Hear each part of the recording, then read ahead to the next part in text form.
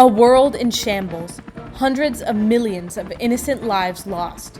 A tangled network of international espionage lurked in every shadow. In the times of the harrowing espionage of the deadliest wars in history, one man rose through the ranks of the US government and brought a new perspective into the study of cryptology in a time of great need. One man who aided in the decryption and interception of the infamous Japanese purple ciphers, established groundbreaking organizations for cryptology, and revolutionized national security in the United States. One man who represented a novel frontier in the field of cryptology, whose innovations would open the possibilities of espionage. This is the story of William Frederick Friedman, the father of modern cryptology. Any cryptologist today is standing on the shoulders of the Friedmans. They were the best. They were brilliant, pioneers, pathbreakers, geniuses.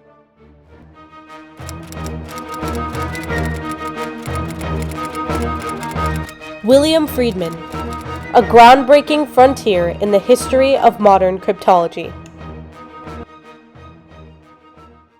Wolf Friedman, born in September of 1891, was only an infant when he and his family fled from Russia to the United States to avoid anti-Semitic decrees. In a few years, he became a U.S. citizen and changed his name to William Friedman, a title that would go down in history as a trailblazer in a new world of modern cryptology.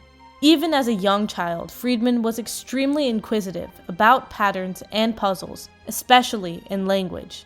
He was drawn to The Gold Bug, a story by Edgar Allan Poe, which included an encoded message.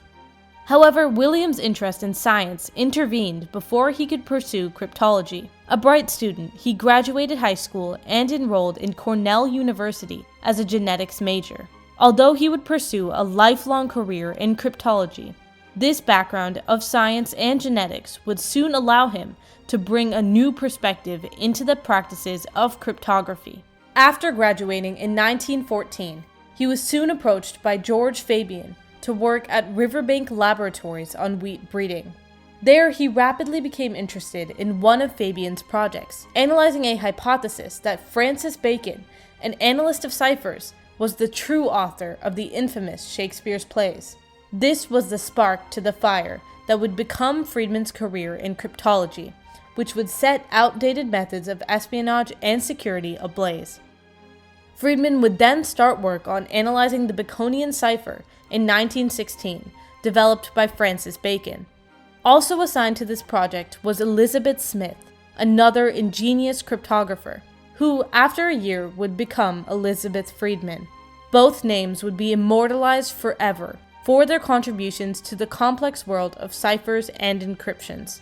With his background in agriculture and genetics, Friedman was able to apply decryption techniques that stemmed from approaches to analyzing population genetics.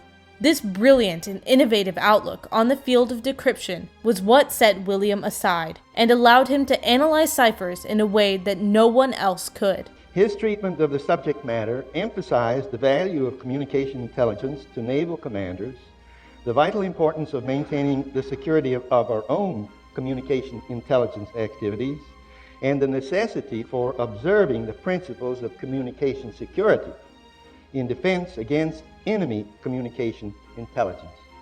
In 1918, after about 1 year, he then started to work with the United States government to analyze German codes. As the US began to play a part in World War I, there was a sudden increased need for cryptographers in the government, and Friedman was put in charge of delivering basic training to officers. He would then publish the Index of Coincidence and its applications in cryptanalysis, which would include novel ideas and groundbreaking conclusions that would further advance the field of cryptology. This text is still used decades later as a reference for cryptographers. We shouldn't forget that he invented the U.S. Army's own best unbroken cipher machine, that he wrote many of the papers that put the field onto its mathematical foundations, and that he sorted out the very vocabulary of the field and invented the term cryptanalysis. After the war, Friedman would return to Riverbank, only to return to the Army in 1921 as a civilian cryptographer. Over the next decade, William taught other Army officers the art of cryptography and published countless pamphlets and manuals about the subject. He would also intercept numerous encrypted messages that would lead to the exposure of countless scandals and illegal activities, thereby ensuring the safety of his nation and saving millions of lives through his brilliance. In 1930, after around a decade in the Army, Friedman received a chance that would change his life and the field of cryptography forever. The Army Signal Corps established the Signal Intelligence Service and enlisted Friedman as its first cryptography head. In 1939, he would be introduced to perhaps the biggest challenge of his career, entitled the Purple Cipher by the SIS. The Japanese had replaced their encryption system with this infamous cipher, used for the majority of their sensitive communications. Friedman and his team worked relentlessly on cracking this code, commonly regarded as one of the most complicated ever created. After only 18 months, William Friedman and his team were able to reconstruct the Japanese encryption machine with only $684.65 without ever laying eyes on it.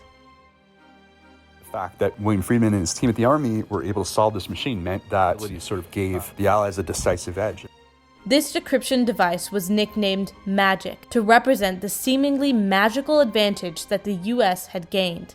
U.S. citizens discovered last week that perhaps their most potent secret weapon of World War II was not radar, not the VT fuse, not the atom bomb, but a harmless little machine which cryptographers painstakingly constructed in a hidden room in Washington. This contribution during the bloodiest war in history may just have saved hundreds of millions of innocent civilian lives. Friedman would soon retire as the head of the Signal Intelligence Service, but would continue to work in the SIS and numerous other government cryptology associations, providing intel during World War II and ensured the survival of millions of people during one of the deadliest and most devastating wars in history. After more than 2 decades, Friedman was still providing instrumental advancements and information for the world of cryptology. He was appointed the chief technical consultant of the National Security Agency in 1952 and was promoted to a special assistant to the director within a few years.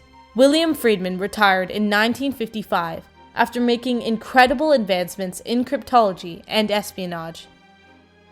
They were enormously influential. In America, they invented powerful new methods of making and breaking codes. They literally wrote the textbooks for an entire generation of codebreakers. He would then pass away in 1969 at the age of 78 and was buried with the quote, "Knowledge is power," on his tombstone, which flawlessly encompasses his unorthodox and inventive paths that would trailblaze concepts of cryptology in a way that no one could have anticipated. He lives on in history, responsible for the safety and survival of billions of people all across the world. There is almost no area of modern life that isn't somehow touched on by the developments that Friedman was involved in. William Friedman represented a new frontier in the world of cryptology and trailblazed a new path into this field that would change the way that governments approached ideas of safety and espionage to the present day, and completely revolutionize the way that cryptographers would approach ciphers and encryption. Not only did Friedman manage to follow his passion for this world of encryption, coming from an entirely different field, but he was able to use his previous knowledge and brilliance to advance cryptology as a whole.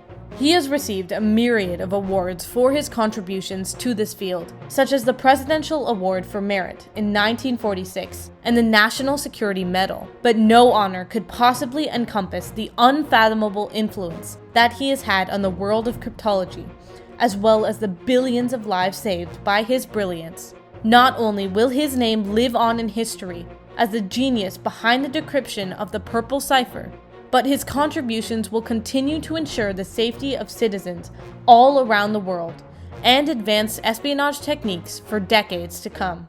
William Frederick Friedman ushered in one of the most pivotal frontiers in history in the complex disciplines of encryption and decryption, and undoubtedly merited the title, the father of modern cryptology.